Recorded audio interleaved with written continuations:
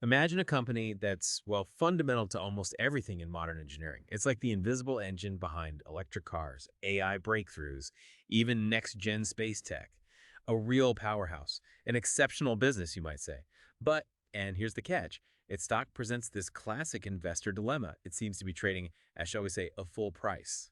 Today, we're diving deep into ANSYS, the simulation software giant. We want to unpack that tension great company, high price, and figure out what it really means for its future. So yeah, this is our comprehensive deep dive into ANSYS. That's NASDAQ A ticker ANSS. We've got a detailed research report, and our mission is to pull out the key insights for you. We want to help you cut through the noise and understand what truly matters about this digital engineering titan. As of today, June 24th, 2025, the share price is sitting at $335. Exactly. And we're going to explore ANSYS from, well, pretty much every angle. In the first part, we'll dig into the business model, how they make money, what they actually do. We'll look at management and dissect their financials.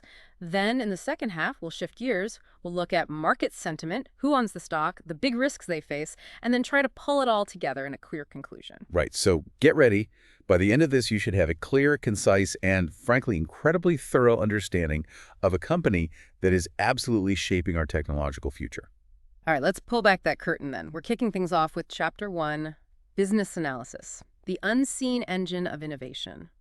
So what's the core here? What does ANSYS actually do? Okay, so at its heart, ANSYS develops and sells engineering simulation software. Basically, it lets engineers build virtual models, think of virtual prototypes of products or systems. This allows them to predict how things will perform in the real world way before they build anything physical. Saves a ton of money and time. Okay. So less crashing expensive prototypes, more virtual testing. Precisely. Their mission statement is pretty ambitious, too. Yeah. Innovation that drives human advancement. And they aim to do that by giving innovators what they call a leap of certainty. Certainty. I like that. Yeah. And how do they get this software to customers? What's the sales model look like? It's a hybrid approach, actually quite smart. They have a big direct enterprise sales team, about 750 people globally. They handle the large strategic clients. That's where almost 70% of their Q1 2025 revenue came from. But they also have a big network of partners and resellers, over 1,200 certified partners. They bring in the other, roughly 30% of revenue, reaching smaller companies in different markets. And the revenue itself, Mm-hmm. you mentioned, is predictable. How so? Yeah, this is key. A huge chunk, almost two-thirds in Q1 2025, comes from maintenance contracts. Think of it like a subscription for updates and support after you buy a license. It's incredibly sticky, almost like an annuity. Very stable. Okay, that makes sense. Stable base. Exactly. Then you have subscription leases, which are growing fast. That's term-based access, more like the SaaS model everyone's used to now, about 19% of revenue there. And finally, perpetual licenses. The traditional one-time purchase, that's about 12.5% now. It's smaller, but it's the critical entry point that feeds those long-term maintenance contracts. So that feeds into their land and expand strategy. We got it. They land a customer, often with that perpetual license. Then they collect that high-margin maintenance for years. And as the customer's needs grow, they expand the relationship, selling more modules, often through subscriptions. And the customer's kind of locked in because switching would be a nightmare. Precisely. The switching costs are enormous, which we'll definitely talk more about. It's a really effective flywheel. Okay, so what kind of simulations are we talking about? What are the key products? They cover a massive range. It's known as multi-physics, simulating how different physical forces interact. Think structural analysis, like ANSYS mechanical or LSDYNA for virtual crash tests. Then there's fluid dynamics with ANSYS Fluent. That's crucial for aerodynamics, engines, even blood flow. Electronics and semiconductors are huge, too, with tools like ANSYS HFSS for 5G antennas or Red Hawk SC for chip design. Wow, it's broad. And deep. Optics, photonics. The central platform tying it all together is the ANSYS Workbench. Plus, they're investing heavily in emerging areas. AI-driven simulation, tools for electric motors and batteries, autonomous vehicles, and these digital twins. Digital twins. That's creating a virtual replica of a physical asset. Exactly. Huge potential there. All this makes ANSYS a recognized global leader. The brand is just synonymous with quality and accuracy in this space. Market cap around, $29.6 billion. They've got 6,500 employees, thousands of customers across 91 countries. They're really indispensable in high-tech sectors, aerospace, defense, automotive. So if we had to boil down the value proposition, the core problem they solve, what is it? It's bridging that gap between the digital design and physical reality. They slash the need for costly physical prototypes. That means faster time to market, lower R&D spend, better quality, less risk. It's that superpower of certainty they talk about. Okay, great overview of the business itself. Now, what about the industry they operate in? You mentioned growth potential. Oh yeah, the whole simulation market is riding some powerful secular tailwinds. Electrification and autonomy is massive EVs, driver assist systems, batteries, sensors, all need complex simulation. Then there's digital transformation and the industrial Internet of Things, where those digital twins are a huge driver. Sustainability is another one, designing lighter products, reducing waste, improving efficiency. Simulation is key there. And AI. And AI, absolutely. AI and machine learning are being integrated to make simulation faster, more powerful, and frankly, more accessible to engineers who aren't deep specialists. It's democratizing it in a way. Yeah, makes sense. But it's not like they have the field to themselves, right? Yeah. Who are the main competitors? No, definitely not. It's competitive. The big rivals are other large industrial software companies. Think Dassault Systems with SolidWorks and CATIA, Siemens Digital Industries Software, Autodesk. In the more specialized electronic design automation, or EDA space, you've got Cadence Design Systems and Synopsys, who of course is trying to buy ANSYS right now. Right, the acquirer. Yeah. But honestly, few can really match the sheer breadth and depth ANSYS offers, especially in multiphysics. Though it's interesting you mentioned the stock underperforming the software ETF, IGV, recently. That might tie into some of the regulatory stuff. Ah, okay. Tell me about the regulatory landscape. Sounds complex. It is. Because their software is so powerful, it's considered dual-use civilian and potential military applications. So they're subject to strict U.S. export controls, especially regarding China. I think EAR and ITAR regulations. That's already created a $20 million headwind they quantified. Then there's the huge antitrust scrutiny over the Synopsys deal. They need approvals everywhere. U.S., EU, UK, China, that's a major hurdle. And data privacy. And global data privacy laws, yeah. GDPR in Europe, PIPL in China. That means ongoing compliance costs and legal risks. It's a complex web they navigate. Okay, despite that complexity, you mentioned barriers to entry are high. Exceptionally high. First, the technological complexity. You can't just replicate decades and billions in R&D overnight. Second, the brand reputation. ANSYS is just the default standard for so many engineers and companies. Hard to build that trust. And the switching costs. That seems like the real killer moat component. Absolutely. Let's call that their competitive advantage, or the moat. The brand strength is huge, the gold standard. Their economies of scale are massive, too. Selling another software license costs almost nothing, hence those incredible 89–90% gross margins. But the switching costs, break those down. Okay, think about it on two levels. Individually, an engineer might spend years mastering ANSYS software. They build their skills, their career around it. They have a powerful personal incentive not to switch. That's lock-in. Makes sense. Personal investment. Right. Then, organizationally, companies build entire engineering workflows, data repositories, best practices, all centered around ANSYS tools. Migrating all of that to a competitor, it's incredibly complex, disruptive, and expensive. Massive organizational inertia. And you mentioned network effects, too. Yes. Their academic program is brilliant. They provide software to over 2,750 universities globally.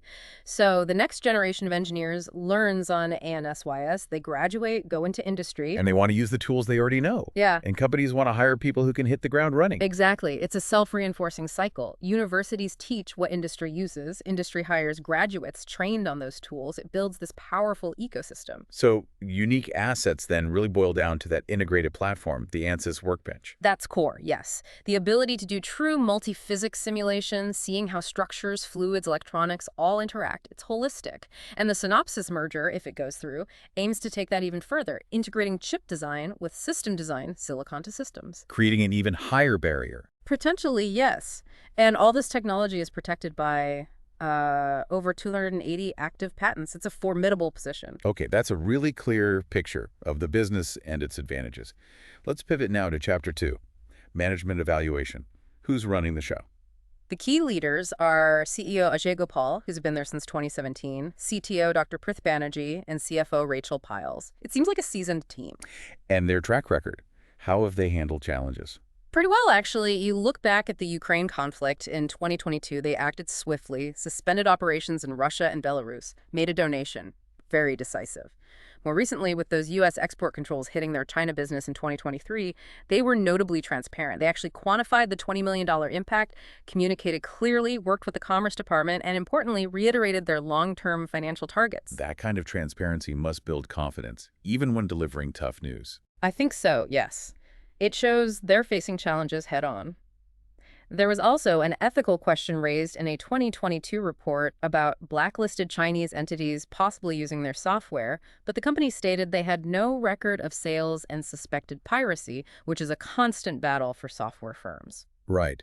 How about general communication with the market, especially now with the merger pending? Generally, they've been transparent, like with the export controls. But understandably, with the Synopsys deal ongoing, they've pulled back a bit. They suspended the regular quarterly earnings calls and stopped giving formal financial guidance for now. That's pretty standard practice during a major acquisition, though, isn't it? To avoid any missteps or premature disclosures. Exactly. It's temporary caution, not necessarily a lack of transparency overall.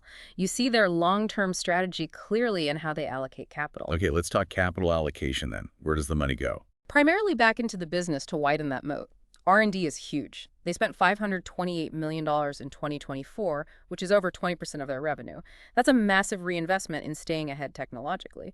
And mergers and acquisitions are absolutely core to their strategy. It's not occasional, it's continuous. Think Fluent back in '06, Ansoft in '08, LSTC, the LSD-INA guys, in 2019, plus lots of smaller tuck-in deals. And now the biggest M&A of all the Synopsys deal, $35 billion. Right. It's bold, transformative, shareholders approved it. Now it's just waiting on that global regulatory clearance, expected hopefully by the first half of 2025. Okay, so lots of reinvestment. What about returns to shareholders? Yeah. Dividends, buybacks? No dividend. That's a very deliberate policy. Management clearly believes they can generate better long-term returns by reinvesting that cash internally through R&D and M&A rather than paying it out. They have done share buybacks in the past, but more recently there's been net issuance of shares, likely tied to improved stock compensation and funding some acquisitions with stock. So how do we know if that reinvestment is actually creating value? ROIC. Good question. Return on invested capital, ROIC, is a key metric here. For ANSYS, it's been running between about 10.2% and 12.2%. That's comfortably above their estimated weighted average cost of capital, or WACC, which is around 7.9%. So ROIC, WACC, that's the sign they're creating value, right? Precisely. It means the returns they're generating on the capital they invest, including acquisitions, which add goodwill, are higher than the cost of that capital. It suggests management is making effective, value-creating decisions. Excellent. Okay, strong management picture. Let's get into the hard numbers. Time for Chapter 3, Financial Analysis. Give us the snapshot. Financially, ANSYS looks, well, pretty stellar. Market cap, we said, is around $29.6 billion. Trailing 12-month revenue is close to $2.6 billion. And the profitability is really impressive. Gross profit around $2.26 billion. Operating income at $718 million. Net income $576 million. Diluted EPS around 6.78 cents. And cash flow. Software companies often generate a lot of cash. They absolutely do. Operating cash flow is strong at $796 million, and free cash flow, the cash left after capital expenditures, is about $752 million on a trailing 12-month basis. They are prolific FCF generators. What about growth trends? Has revenue been consistent? Very consistent. Over the last 5 years, from 2020 to 2024, they've averaged 10.9% annual revenue growth, went from about $1.7 billion to over $2.5 billion.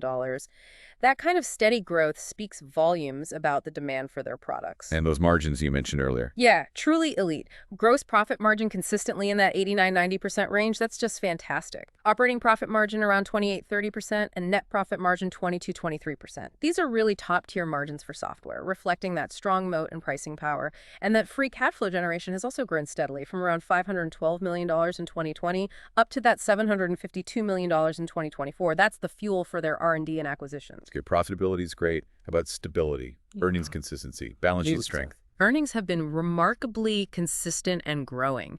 If you look at GAAP EPS over the past decade, it's a clear upward trend. There was a little dip in 2023, maybe related to those China headwinds, but it bounced right back in 2024. Predictable. And debt. Almost none. Their debt-to-equity ratio is incredibly low, just 0.12. That's down from 0.17 in 2022. They are super conservative financially. Financing growth almost entirely from profits, not borrowing, gives them huge flexibility. Liquidity looks good too. Current ratio. Very strong. Current ratio is 3.66.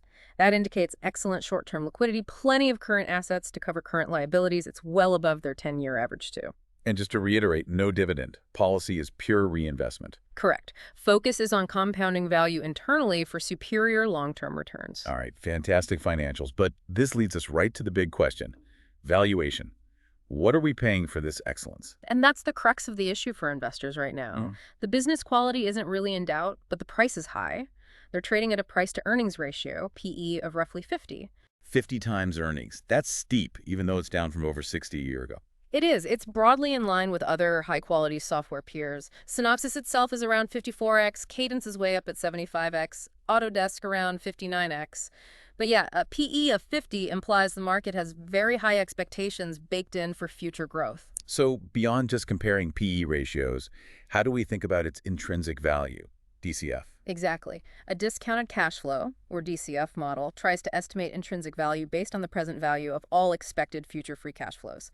It's about what the business itself is worth based on the cash it can generate. And what does an educational DCF model suggest for ANSYS?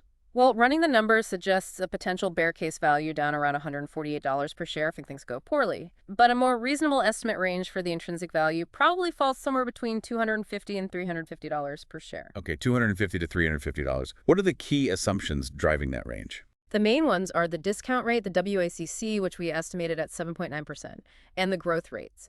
We used maybe 10-12% annual growth for the next few years in the explicit forecast period, tapering down to a perpetual growth rate of maybe 2.5-3.5% long-term, roughly in line with expected long-run economic growth. So summing up part one, amazing business, strong moat, great financials, solid management. But trading at a valuation, $335 currently, that's right at the upper end of that $250, $350 intrinsic value range. That's the core tension, precisely. A wonderful business, but potentially trading at a full or even premium price. Little room for error. Okay, let's move into the second part of our deep dive then, starting with Chapter 4, Market Sentiment. What's the vibe on Wall Street? The vibe is cautious neutrality, I'd say. The consensus rating among analysts covering the stock is basically a hold. The average brokerage recommendation score is 2.83, where 1 is strong buy and 5 is strong sell. So mostly holds, a few buys, 1 sell. And price targets reflect that. They do. The average one-year price target is clustered around $346 to $352. That only implies, maybe 4 or 5% upside from the current $335 price. Analysts aren't expecting big moves soon. The range is roughly $330 on the low end to $375 on the high end. Basically signals they think it's fully valued. What about recent news flow? Anything moving the needle besides the merger? The Synopsys acquisition is overwhelmingly the main focus, naturally. Coverage there is mostly factual, neutral, just tracking the regulatory process. The Q1 2025 results were a bit mixed. Revenue grew okay, but EPS missed estimates slightly. Didn't seem to change the overall narrative much. Generally, media sentiment seems fairly positive on ANSYS as a company, maybe more so than some peers. Any signs of significant bearishness? Short interest? Not really. Short interest is quite low, around 2.7% of the float. That suggests there isn't a large pool of investors actively betting against the stock falling. Again, consistent with the idea that it's a great company, just maybe not cheap. And technically, how does the price chart look relative to key levels? It's interesting. The stock at $335 is currently trading just below its 50-day simple moving average, which is around $342. That suggests some short-term negative momentum, maybe linked to that Q1 miss or merger uncertainty. But the longer-term trend? The longer-term trend looks intact. It's still trading slightly above its 200-day simple moving average, which is around $330. So short-term weakness, but the longer-term uptrend isn't broken yet. It kind of mirrors the fundamental picture, doesn't it? Short-term caution because of the merger overhang and valuation, but long-term stability underpinned by those strong fundamentals and moat. Yeah, that makes sense. Okay, let's look under the hood at Chapter 5, Ownership Structure. Who actually holds ANSS shares? This is quite telling. Institutional ownership is extremely high. Somewhere between 92% and 96% of the company is owned by large institutions. Wow, nearly all of it. Who are the big holders? Mostly the big long-term asset managers you'd expect. The Vanguard Group is the largest, holding about 12.4%. BlackRock is up there. Aristotle Capital Management, too. Seeing these types of patient, long-term investors dominate the shareholder base is a strong signal of confidence in the company's durability. What about insiders, management, and the board? Insider ownership is very low, actually. Around 0.5% or 0.6%. That's pretty typical for a large, mature company where founders might be long gone and shares are widely distributed. Looking at recent transactions, there have been more insider sell transactions than buys over the last 3 months. However, the net activity was actually a small purchase of about 3,400 shares. And importantly, most of those sales were flagged as disposition, non-open market. Meaning they likely weren't discretionary market sales reflecting a negative view. They're often related to things like exercising stock options and selling shares automatically to cover taxes, or part of prearranged trading plans for personal financial planning. So not necessarily a bearish signal. Okay. Is ownership very concentrated among those institutions, or is it spread out? It's fairly well diversified, actually. The Herfindahl-Hirschman Index, a measure of concentration, is only 4.41%. That suggests a broad base of institutional support rather than being reliant on just one or two huge holders. Add stability. Good to know. All right, now for the potential pitfalls. Let's tackle Chapter 6, Risk Assessment. Using a SWOT framework, what are the core strengths again? We've hit these, but just to recap, dominant market leadership and brand recognition. That wide, deep, competitive moat built on switching costs, network effects, and integrated tech. Superior financial profile, high margins, strong cash flow, low debt, and that consistent technological edge. Those are the pillars. Okay, and the weaknesses, internal limitations. Well, no company's perfect. They are somewhat dependent on global economic health. R&D budgets are cyclical, so a downturn could hurt them. Their products are complex, meaning a steep learning curve, which can be a barrier for some potential users. And those enterprise sales cycles can be long and lumpy, leading to some quarterly revenue volatility. Right, manageable weaknesses perhaps, but still present. All right. What about opportunities, the upside potential? Huge opportunities. The Synopsys merger, if it clears, is potentially transformative. Creating that silicon to systems leader could unlock massive cross-selling and integration benefits. Then there's the broader trend of pervasive simulation, or shifting left, using simulation earlier and more often in the design process. That expands the market. And of course, continued expansion into fast-growing industries, EV, AV, renewable energy, AI hardware development. Lots of runway there. But then come the threats.